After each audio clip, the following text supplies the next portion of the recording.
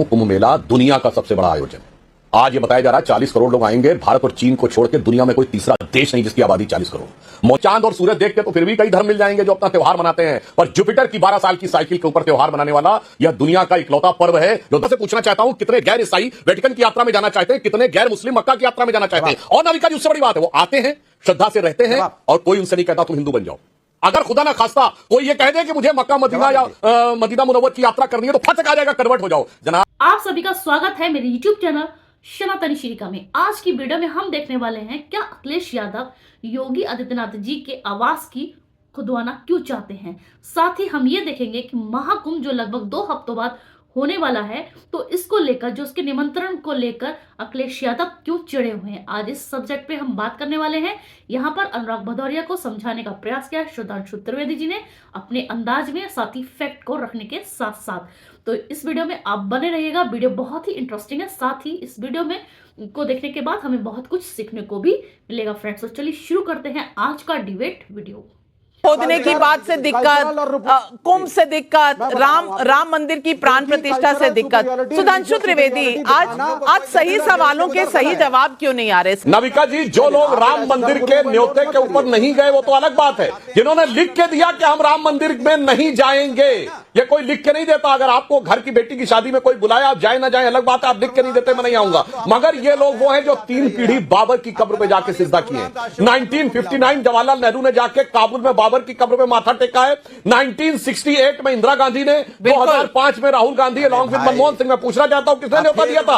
और 68 में मनमोहन, इस बात पर नटवर सिंह ने अपनी किताब one life is not enough पे पूरा डिटेल दिया हुआ है। विवेक श्रीवास्तव, बताओ भाई, बाबर की कब्र पे तो बगैर बुलाए जाके सजदा करेंगे, राम मंदिर पे लिख के दे देंगे कि आना नहीं है, और यहाँ कहेंगे न्योता मिला नहीं है। अनुराग भदौरिया जी, क्या दिक्कत हो गई है? सब कुछ खुदवाना चाहते हैं। खुदवाई को रोकने वाले आज खुद खुदवाना चाहते हैं। निमंत्रण जिनको कुरियर से भी नहीं मिल पाता था, आज निमंत्रण पर ऑब्जेक्शन कर रहे हैं। दिक्कत इस बात से है कि भारतीय जनता पार्टी समाज के अंदर में नफरत की राजनीति को बढ़ावा दे रही है। समाज में विकास की राजनीति करना नहीं चाहती है। समाज में जनता के मुद्दों पे बात नहीं करना चाहती है। सुबह से लेकर शाम तक सिर्फ नफरत और नफरत की बात करती है। इनको सनातन से कोई लेना देना नहीं है। सनातन तो हमेशा जोड़ने की बात करता है। सनातन तो हमेशा प्रेम की भाषा सिखाता है। सनातन कब नफरत की भाषा सिखाता है? सनातन कब दूसरे धर्म का अपमान करना सिखाता है? इनको क्या है? इसलिए आप देखो, इनको आशीर्वाद प्रभु का नहीं मिलता है। जब प्रभु का आशीर्वाद नहीं मिलता तो परेशान हो जाते हैं। फिर इनको लगता है आशीर्वाद नहीं मिला तो डबल परेशान हो जाते हैं। फिर अयोध्या में प्रभु का आशीर्वाद एकदम नहीं मिलता, समाजवादियों को मिलता है, क्योंकि समाजवादी लोग प्रभु के आदर्शों को, आचरण को अपनाने वाले लोग हैं। ये चूंकि प्रभु के नाम पर राजनीति कर रहे थे, इन्हें आशीर्वाद नहीं मिला। हम उनके आदर्श आचरण को अपना रहे थे, हमें आशीर्वाद मिला, तो अब ये परेशान है, बौखलाए हैं। बौखला के सुबह से लेकर शाम तक क्या करते हैं?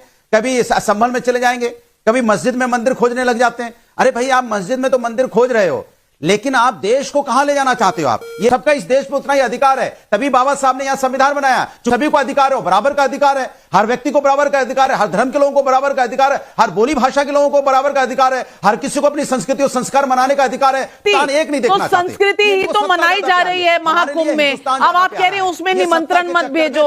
ये दिक्कत, नई दिक्कत, ये नया जो मर्ज है, इसका कारण क्या है? मुझे समझ नहीं आ रहा। सुधांशु जी, आप ही समझा दीजिए कि ये नई दिक्कत क्या है।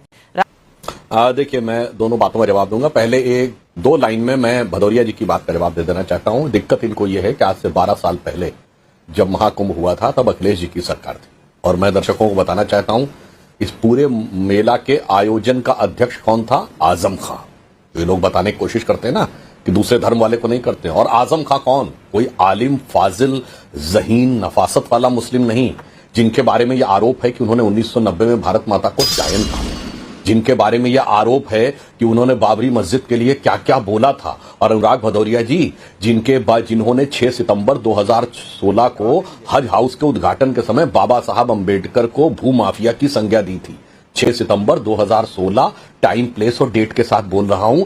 उस आजम खां को कुंभ मेले का अध्यक्ष बनाया गया था आयोजन समिति का। अब मैं बताना चाहता हूं, जो निमंत्रण की बात कर रहा हूं, मैं आपके लाखों दर्शकों से कहना चाहता हूं, कुंभ मेला दुनिया का सबसे बड़ा आयोजन है।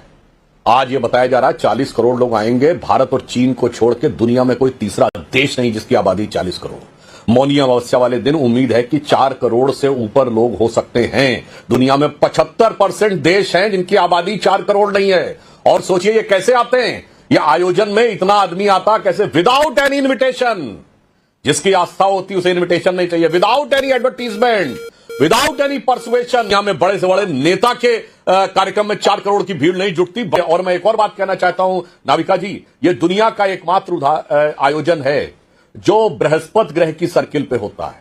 दुनिया में चांद और सूरज देख के तो फिर भी कई धर्म मिल जाएंगे जो अपना त्योहार मनाते हैं, पर जुपिटर की 12 साल की साइकिल के ऊपर त्योहार मनाने वाला यह दुनिया का इकलौता पर्व है जो दर्शाता है कि हमारी साइंस और सेलेस्टियल नॉलेज कितनी बड़ी हुई थी। मगर क्या बताएं, और यह दुनिया का इकलौता धार्मिक उत्सव है जिसमें दूसरे धर्म के लोग भी आते हैं। हजारों की संख्या में विदेशी आते हैं, कोई नहीं रोकता और अपनी श्रद्धा से आते हैं। मैं विनम्रता से पूछना चाहता हूं, कितने गैर ईसाई वेटिकन की यात्रा में जाना चाहते हैं, कितने गैर मुस्लिम मक्का की यात्रा में जाना चाहते हैं? और नाविका जी, उससे बड़ी बात है, वो आते हैं, श्रद्धा से रहते हैं और कोई उनसे नहीं कहता तुम हिंदू बन जाओ। अगर खुदा ना खास्ता कोई ये कह दे कि मुझे मक्का मदीना या मदीना मुनव्वर की यात्रा करनी है तो फट से कहा जाएगा कन्वर्ट हो जाओ। जनाब, सनातन को समझने के लिए बहुत समझ चाहिए। आपको कहां से समझ में आएगी जिन जिन लोगों के लिए जो खुदाई की बात मैं कहता हूं, तो ये भी बताना चाहता हूं भदौरिया जी, हम तो वो हैं जो इस देश में कंकड़ को शंकर देखते हैं।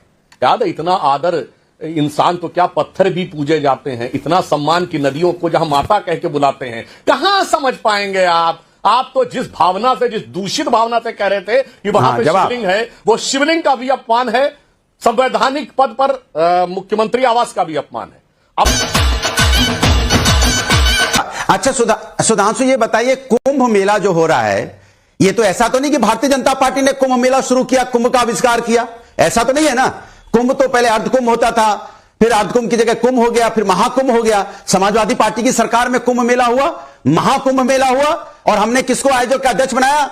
आदरणीय आजम खान साहब को बनाया था। विश्व की यूनिवर्सिटी में जाके अवार्ड मिला था, कितना भव्य हमने आयोजन करा था, इतना भव्य आयोजन कुंभ मेला का हुआ था। आप नहीं है तो आप देख लीजिए, पढ़ लीजिए, उसके बाद जवाब दे दीजिएगा कि अवार्ड कौन सा मिला था। नहीं है बता पाएंगे तो हम आपको दे देंगे। ये नहीं है कि 30 करोड़ 40 करोड़ आप करवा रहे तो इसलिए आ रहे हैं, पहले भी लोग करोड़ों लोग आते रहे हैं और आज से नहीं आ रहे हैं, सालों साल से करोड़ों, जब भी यहां कुंभ होता है तो करोड़ों लोग आते रहे हैं। और दूसरी बात, जब आपने बोला कि आप ये खोदने की बात कर रहे हो, चूंकि हमने फिर आपको बोला कि आप राजनीति करते हो, हम राजनीति नहीं करते हैं। कुंभ हमारे आस्था का विषय है, हम बिना बुलाए कुंभ जाते हैं। आप उसको किससे जोड़ रहे हो? हर चीज को एक दूसरे चीज से जोड़ने की कोशिश करते हो, नैरेटिव सेट करने की कोशिश करते हो। क्योंकि आप ये बताना चाहते हो कुंभ आपने ही शुरू किया है, आप जैसा नैरेटिव दे रहे हो जैसे लगता है भारतीय जनता पार्टी ने ही कुंभ शुरू किया है, उसके पहले कुंभ था ही नहीं।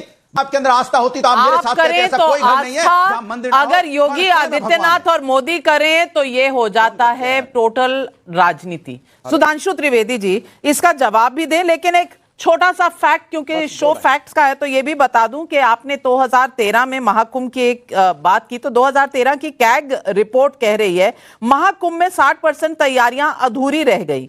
111 निर्माण कार्यों में से 81 कार्य बिना तकनीकी जांच के पूरे हुए। टेंडर से लेकर पेमेंट तक बहुत कंपनियां मौजूद थी।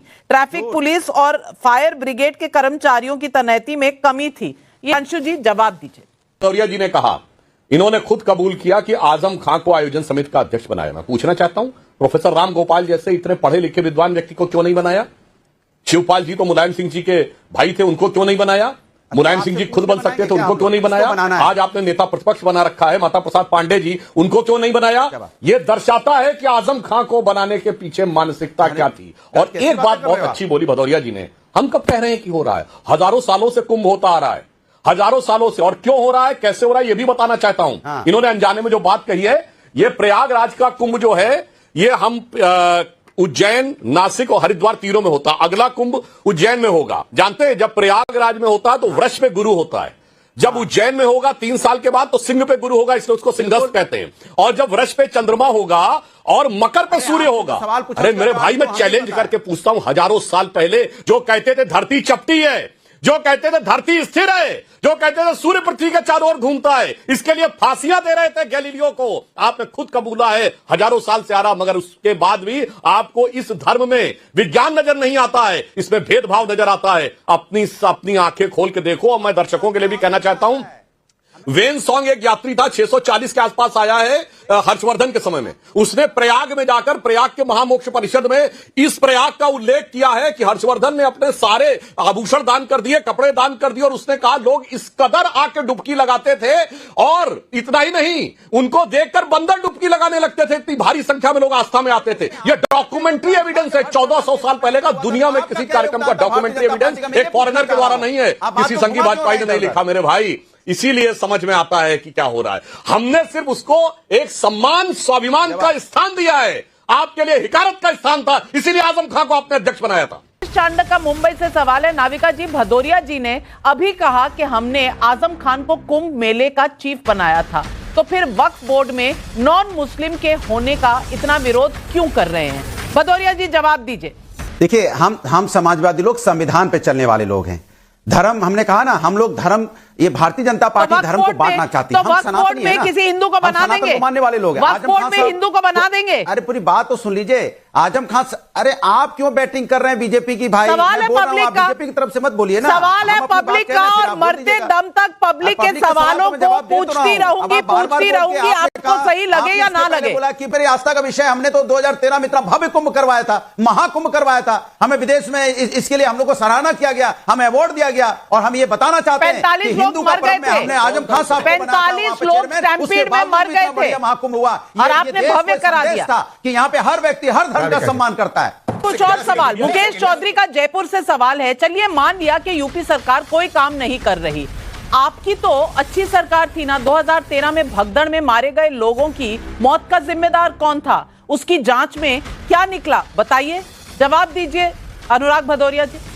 जी, मैं आपसे एक सीधा सा सवाल पूछूं। मुझसे मत पूछिए, पहले पब्लिक के सवाल का जवाब दीजिए। नहीं, पहले पब्लिक के सवाल का जवाब दीजिए। बोलने तो दीजिए। आप रनिंग कमेंट्री करती हैं, आप बताओ क्या रनिंग कमेंट्री करोगे तो मैं जवाब कैसे दूंगा? आप जवाब दीजिए। आपका सवाल है, मैं जवाब देता हूं, रनिंग कमेंट्री करते हैं, तो फिर ये तो ठीक नहीं है। देते हैं, आप विपक्ष को नहीं बोलने देते, ये दिक्कत है नाविका जी, ये ठीक परंपरा नहीं है। आप सवाल पूछते हैं, 45 लोग मरे थे, क्या आपको लगता है जवाब अगर ठीक मिल रहा है, सरकार के खिलाफ जा रहा है, तो आप पीछे से बोलना शुरू कर देंगे। देखिए, मैंने बोला कि जिस तरह कोई अगर दुर्घटना घटती है, कोई भी घटना, जैसे अभी हाथरस में 110 कितने लोगों की मौत हुई थी ना भगदड़ में, सरकार बीजेपी की थी, है बीजेपी की अभी, तो क्या बोलेंगे उसको?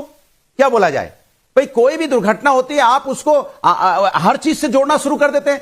भाई चाहता है एक व्यक्ति की भी मौत हो किसी भी वजह से, सही है, एक्सीडेंट होता लेकिन है तो दुर्घटना, लेकिन भी अरेंजमेंट कह सकते हैं जहां 45 लोगों की मौत हो गई हो। सवाल यही है, जो सेक्युलरिज्म सबको समझाते हैं, हिंदुओं की धर्म पर जब उतरती है तो सेक्युलरिज्म कहां चला जाता है। तो कैसी लगी आपको आज की वीडियो? देखा आपने यहाँ सुधांशु त्रिवेदी जी ने किस तरीके से इन्हें समझाने का प्रयास किया है। ये महाकुंभ जो हो रहा है, ये हमारी आस्था का विषय है, आप सनातन को नहीं समझ सकते। तो यहाँ पर अनुराग भदौरिया कहते हैं कि आप सिर्फ कुंभ के नाम पर राजनीति कर रहे हैं, निमंत्रण देकर राजनीति कर रहे हैं, जिससे कि आप अगली बार आपको अच्छे वोट मिल सके। तो आपकी क्या राय इस बारे में, आप मुझे कमेंट सेक्शन में बता सकते हैं। इसी तरीके की वीडियो के साथ हम जल्द हाजिर होंगे, तब तक कमेंट्स में लिखना ना भूलें। जय हिंद।